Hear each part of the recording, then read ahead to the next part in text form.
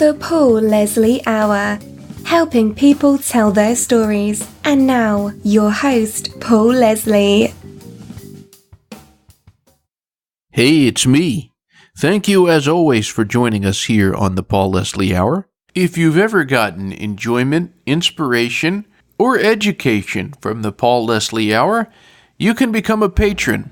All you have to do is go to patreon.com/the Paul Leslie Hour. On this episode, we're joined by Ola Onabulé. He is a singer, songwriter, recording artist, and performer. Influenced by jazz, soul, pop, and world music, he is of Nigerian and British roots. He has released a brand new studio record, and it's called Point Less. In a career lasting more than 20 years, he has performed around the globe. Listening to his music, words would come to my mind like joyous, soulful, deep, very much alive. Ola, thank you very much for joining us here on the Paul Leslie Hour. Thank you very much for having me, Paul. Thank you. Appreciate it. Ola, what has always been the purpose of the art you create? Well, the art starts with me resolving issues that, persist in my mind or that trouble me or that inspire me. So it's therapy for me personally at the very start. But also I'm keenly aware, having done it for a while, that there comes a point where I have to give that work and all the results of my research and analysis and philosophizing, I have to give that away and let the world make of it what they will. Let people draw their own conclusions and understandings and questions from the work. Yeah, so I think that's the way I feel about it. On the note of allowing people to draw the conclusions that they want, best case scenario, what is it that you hope someone who hears your music gets from it? I hope that people hear the need for a conversation, for dialogue, for an exchange of ideas, for an investigation of all of these amazing existential complexities that we, that we all experience as part of the human condition.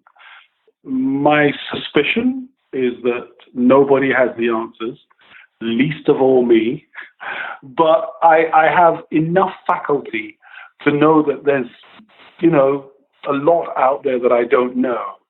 And I'm hoping that, we're all similar in that regard, and that we can maybe solve a small modicum of the things we don't know. We can solve those together. And music is an incredibly powerful way of doing that, because you deposit the notion to people that you want them to investigate on the most subliminal level. I mean, it's in a tune, it's embedded in a tune or a beautiful lyric, and they can hum it, and they can sing it, and they can share it, and they can, do it on a communal level. So in that regard, I feel incredibly lucky that that's the medium through which I interact with the world. Would you say that melody or lyric is something that resonates more in your heart? Oh, both of them. One cannot be divorced from the other. For me, for songwriting, if I were a poet, obviously, then I would probably, although even poets, of course, have meter, don't they? They have meter as well as the words that have meaning. So I think both work hand in hand. They're the yin and yang of one another. Sometimes I'm looking for synthesis. I want the word and the music to be on the same path, taking the listener along. But sometimes I'm looking for antithesis. I'm looking for the lyric to go in one way, to be maybe morose or mournful or sad. But I want, to kind of play with the listener's attention by adding that sad lyric to a joyous melody, So yeah, both are very important, and I spend a lot of time worrying about what I'm marrying to what, which words are going with exactly which note, and it can get incredibly specific when I'm writing. What would you say makes a great singer? That's quite a question. I love so many different kinds of singers for different reasons. Bob Dylan's a great singer, but maybe not a conventional singer. Aretha Franklin is a great singer, maybe possibly a conventional singer, but quintessentially so. And yet I love them both equally. So maybe what I'm looking for is someone who stirs something in me, something emotional, something philosophical, something that connects me to other human beings, that makes me look kindly on my fellow man. So a communicator, a storyteller. Yeah, I think maybe that's what I'm looking for in the best singers out there. I like that answer very much. Oh, thank you. You've named a couple there, but I'm hoping you can tell us about the singers and the songwriters that have had a big influence on your work. Oh, the vast range from Ella Fitzgerald to Nat King Cole. Those were my father's passions, those two singers, and he would play that music as I grew up, and so they were encoded in my, deep in my consciousness. And as I grew up, I started to find my own singers. First of all, a lot of soul singers, a lot of Stevie Wonder and Donny Hathaway, Curtis Mayfield, Aretha Franklin. And then when I, started to mature a little bit, maybe as I got towards university and through that, I started to find people like Al Jarreau, and I started to find Leon Thomas and Bobby McFerrin, Trilok Gurtu. There's a Pakistani rag singer whose name escapes me. Oh, Ali Nusrat Khan. These were people who were experimentalists as well as just being vocalists. They were taking voice beyond its conventional bounds to a place of great exploration, and they excited me a great deal. As I mentioned at the top of the interview, the title of this album is Pointless, not pointless, pointless, 2 words. Yes. For all the listeners out there, what is the significance of the title for you? Oh, the album is essentially the central theme is violence. And when I first wrote the song that gives the album its title, I ran those 2 words together, pointless, as one word.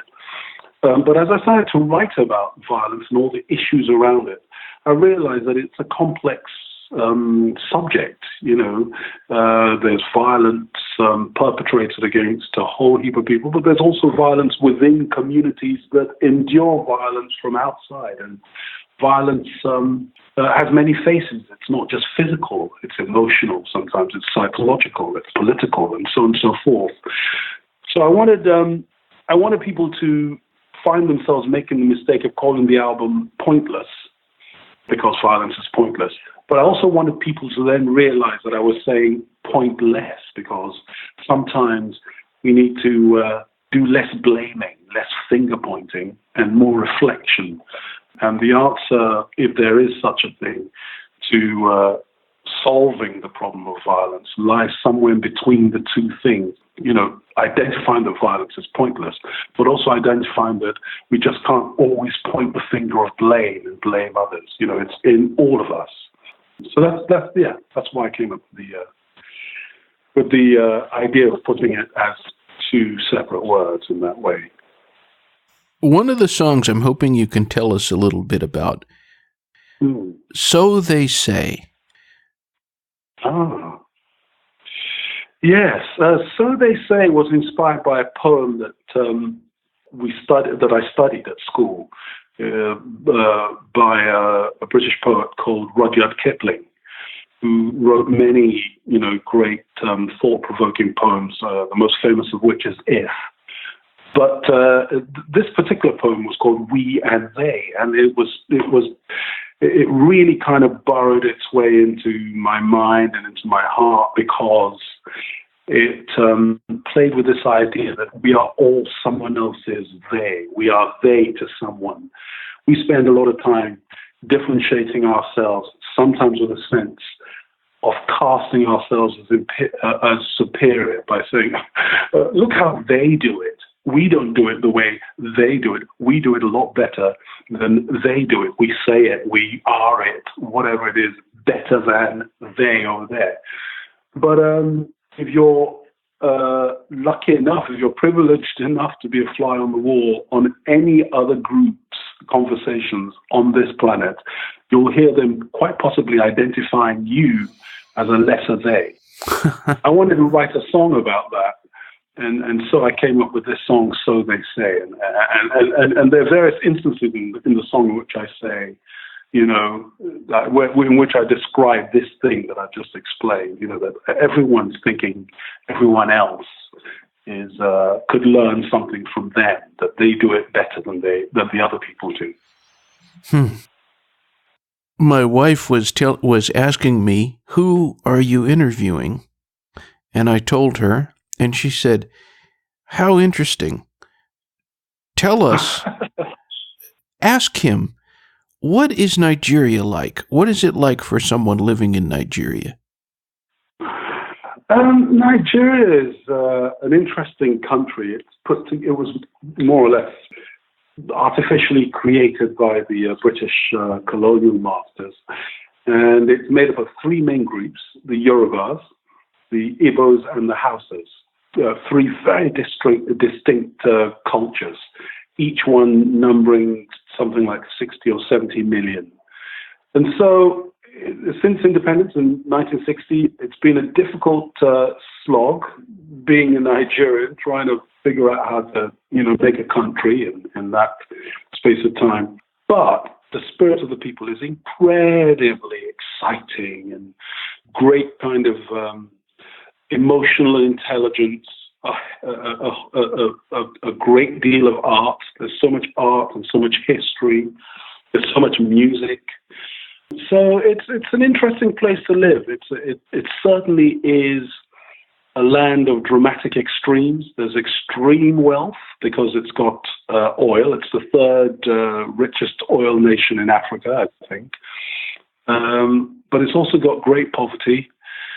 It's always numbers on the United Nations top 10 list of the happiest nations in the world. So it's a complex place. I love it, and at the same time, I'm fearful for its future sometimes. Yeah, that's my summation of Nigeria as best as I can, put together in a few minutes. What is coming up in the future for Ola Onabulé? Well, the immediate future involves a lot of touring and promoting this album. We'll be back in the spring to the US. I don't know the specifics of the dates yet, but I know that there are going to be quite a few of them. But when we go home, we're going to play a couple of dates in Britain, a couple of dates in Germany, and a couple of dates in Finland. And then we rest for Christmas, and then the whole thing starts up again. So touring. But I'm also hoping to start playing with ideas for the next album, early in the new year. I've got some ideas that I think are worth exploring. So yeah, I might end up back in the studio. Does the road ever get weary for you? Oh yeah. Oh, absolutely, all the time.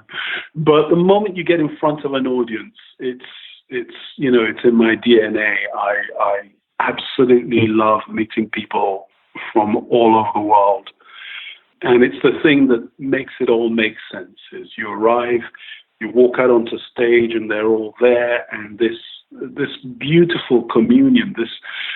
It really is like a ministry. The opportunity to empty my questions that are embedded in my songs, onto all of these, waiting ears, eyes, and souls, and then have them respond back to me and enrich me, and then give me the opportunity to keep the cycle going in enriching them again in turn at some point in the future. It's a life's work, and I feel incredibly privileged to have been given the voice to do so. What is the best thing about being Ola Onabulé? A good 70% of the question, of the answer I gave you a minute ago, describes what's best about being me. But the best thing about me is, I suspect, in a counterintuitive way, is also the worst thing about me, which is that I'm never satisfied. It's never good enough. It can always have been done better.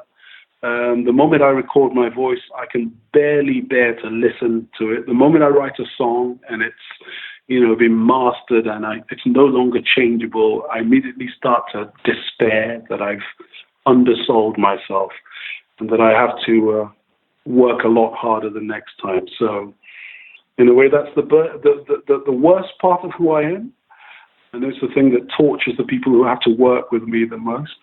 But also it means that I get it. I keep giving myself opportunities to do it a little better the next time, I think. I always like to close my interviews by just giving the guest the pulpit. You can say whatever you like to the audience. What would you say to anyone who's listening? Oh, wow. I guess if I had anything of any worth to say, it would be to young, aspiring artists. And I would say possibly never be scared of pursuing your art from the inside out rather than from the outside in. It's more important how much profundity you're willing to expose than how much vanity you're prepared to expose, if that makes any sense. I think. And the world needs a lot of that. So there'll be a place for you if you're the sort of person who thinks, my waters run deep, but I don't want to be laughed at if I say something meaningful or caring or thoughtful or empathetic or vulnerable. I don't want to come across as a wimp in this day and age. I don't think you will. I think the greatest strength in the world comes from being vulnerable and being clear and exposing your humanity. Well spoken. Thank you. Anyone who wants more information, you're welcome to visit the website. It's ola-onabulé.co.uk. I'm going to spell that for you. OLA-onabule.co.uk. Thank you very much for being with us. Thank you so much, Paul. Really, really, really appreciate it. Thanks for having me on. My pleasure. Happy travels. Until next time, sir. Thank you. Thank you. Lovely speaking to you, and I hope our roads cross one day, someday. I hope so. Thank you. All right. Have a great night. Thank you, and the same to you. Take care.